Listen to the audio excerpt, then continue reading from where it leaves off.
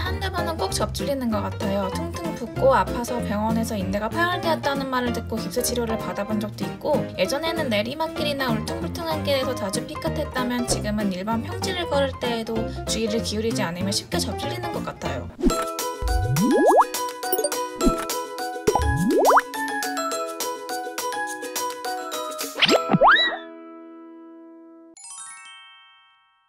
안녕하세요. 평촌 서울나우병원에서 발과 발목, 족구 파트를 담당하고 있는 송원태 원장입니다. 오늘은 유난히 발목을 자주 접질리시는 분들이 있죠. 이처럼 발목이 불안정하게 작용하는 발목 불안정성을 겪고 계신 환자분을 뵙고 말씀을 나눠보도록 하겠습니다. 안녕하세요, 나발목님. 네, 안녕하세요. 35세 나발목입니다. 나발목님은 발목을 자주 접질리신다고 들었는데요. 한번 자세히 말씀해 주시겠어요? 네, 저는 양쪽 발목을 번갈아 하며 자꾸 접질려요. 처음 증상을 느낀 것이 고등학생 때니까 거의 20년 가까이 되었네요. 하도 삐끗하다 보니 요즘에는 발목 보호대를 착용하고 다녀요. 결혼하고 아이를 갖게 되면서 더 불편해졌는데, 그동안 육아 때문에 시간 내기가 어려워서 치료받을 생각을 못하다가 시간적인 여유가 좀 생기면서 병원 진료를 생각하게 됐어요. 아, 그렇군요. 접질리시는 빈도가 궁금한데요. 얼마나 자주 접질리세요? 일주일에 한두 번은 꼭 접질리는 것 같아요. 퉁퉁 붓고 아파서 병원에서 인대가 파열되었다는 말을 듣고 깁스 치료를 받아본 적도 있고, 예전에는 내리막길이나 울퉁불퉁한 길에서 자주 삐끗했다면 지금은 일반 평지를 걸을 때에도 주의를 기울이지 않으면 쉽게 접질리는 것 같아요. 접질리는 빈도나 양상으로 봤을 때는 발목 불안정성의 증상이 심하신 편으로 보입니다. 혹시 발목에 통증도 있으실까요?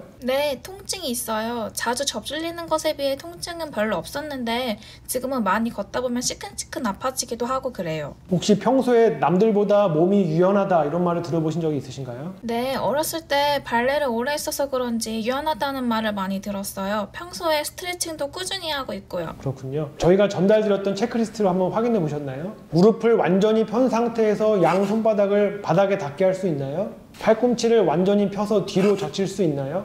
무릎을 완전히 펴서 뒤로 젖힐 수 있나요?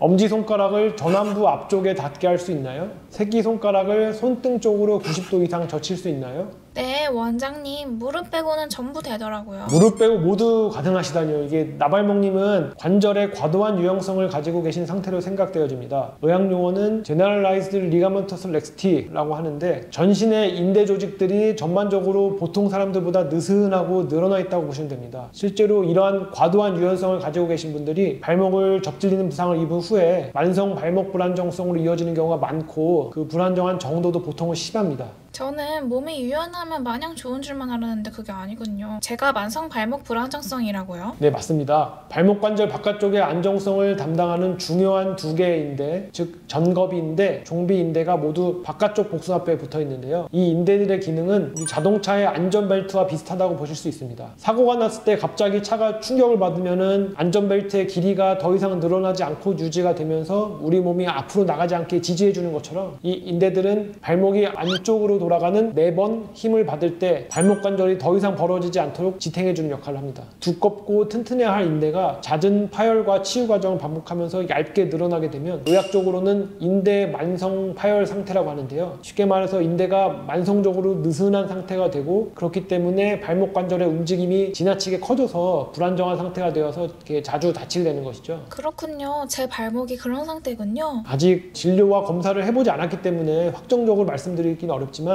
증상으로 봐서는 의심이 될 수 있습니다. 정확한 진단을 위해서는 우선 불안정한 정도를 신체 검진을 통해서 확인하는 진찰이 필요하고, 내반 부하 방사선 영상 촬영을 통해서 거골 경사각을 측정해서 인대의 상태를 간접적으로 확인하게 됩니다. 또한 MRI 영상을 통해서 인대의 만성 파열 정도, 얼마나 늘어나 있고 얇아져 있는지를 정확하게 확인해 볼 수 있겠습니다. 원장님 말씀을 들어보니 큰 병인 것 같아서 걱정돼요. 이대로 살아도 될까요? 하고 싶은 운동도 많고 여행 가고 싶은 곳도 많은데. 걱정이 되시겠지만 증상을 방치하기보다는 적극적으로 치료하시는 것이 좋습니다. 발목 불안정성은 사실 발목 퇴행성 관절염의 주요한 원인으로 잘 알려져 있습니다. 불안정성이 치료가 되지 않고 지속이 되다 보면 미세한 관절 내부의 반복적인 충돌로 인해서 특히 발목의 안쪽의 관절면의 연골 손상이 일어나게 되고, 연골의 손상이 더 가속화되면 관절 간격이 좁아지면서 염증과 통증이 발생하게 됩니다. 격자 V자 구조로 되어 있는 견고한 관절인 발목 관절의 퇴행성 관절염의 유병률은 무릎 퇴행성 관절염의 10분의 1밖에 되지 않는다고 알려져 있습니다. 그러니까 굉장히 드문데요. 많은 경우에서 발목 퇴행성 관절염은 발목 불안정성을 선행하게 됩니다. 발목은 관절 크기가 작으면서 체중 전체를 지탱하기 때문에 발목 관절은 구조적으로 불안정성에 더욱 취약할 수밖에 없거든요. 뿐만 아니라 나발목님은 지금 발목 보호대를 주로 착용하셨다고 하셨는데요. 보호대는 일시적으로 안정감을 줄 수는 있는데 장기적으로는 오히려 발목 주변 근육과 인대가 보호대에 의존하게 되면서 약해져요. 그래서 결과적으로는 불안정증이 더욱 심해질 수 있습니다. 그렇군요. 단순히 발목을 접질리는 문제라고 생각했는데 관절염까지 유발될 수 있다니 몰랐어요. 아니 애초에 발목에도 관절염이 생길 수 있다고 생각 못했던 것 같아요. 더군다나 발목 보호대가 그런 위험이 있었다니. 아이 낳고서는 절대 빼고는 거의 매일 착용했거든요.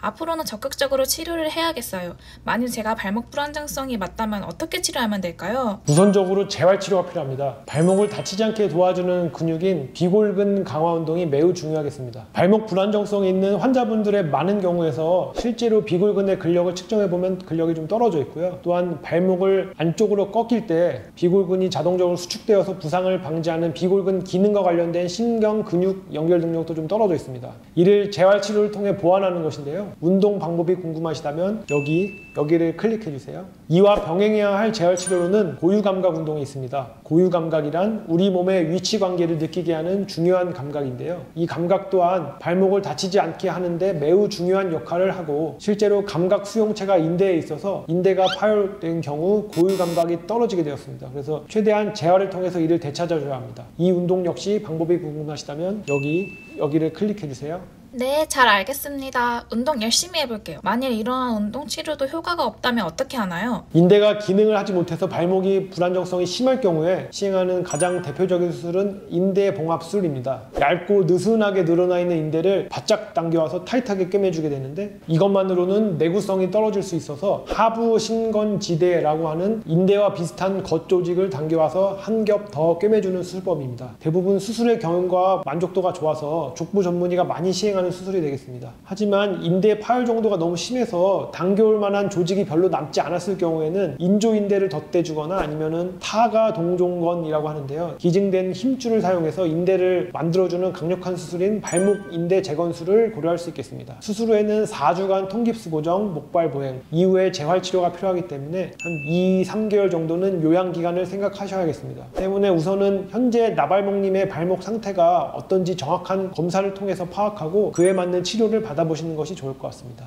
네, 원장님 아무래도 족부정형외과를 찾아 정확히 검사를 받아봐야겠어요. 감사합니다. 감사합니다.